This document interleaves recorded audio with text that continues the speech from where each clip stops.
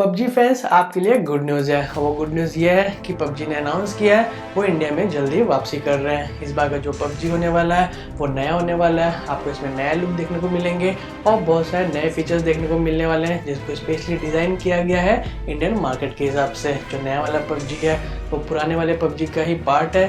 पुराना वाला पबजी वो है जिसको इंडियन गवर्नमेंट ने कुछ टाइम पहले बैन कर दिया था। पबजी ने ऑलरेडी प्लान बनाना स्टार्ट कर दिया है इंडियन सब डायरीज के लिए। इससे फ़ायदा ये होगा कि इससे प्लेयर अच्छे से कम्युनिकेट कर सकते हैं और फ़ायदा एक और ये होगा कि कंपनी 100+ से भी ज़्यादा एम्प्लॉयर को हायर करेगी, वो भी डिफरेंट डिपार्टमेंट्स में, जैसे कि बिजनेस ग्रोथ के लिए, ई गेम्स के लिए और गेम डेवलपमेंट के लिए। इससे जो लोकल गेम सर्वर्स हैं उनको भी बहुत ज़्यादा फायदा होने वाला है। क्राफ्टन INC नाम की एक कंपनी है जिसने ऑलरेडी प्लान कर लिया है $100 मिलियन इन्वेस्ट करने का, और ये कंपनी होस्ट भी करेगी इंडिया में एक्सक्लूसिव ई स्पोर्ट्स इवेंट को, जिसमें आपको देखने को मिल जाएंगे बड़े बड़े प्राइज, बिग टूर्नामेंट और बहुत सारे बिग प्रोडक्शन भी।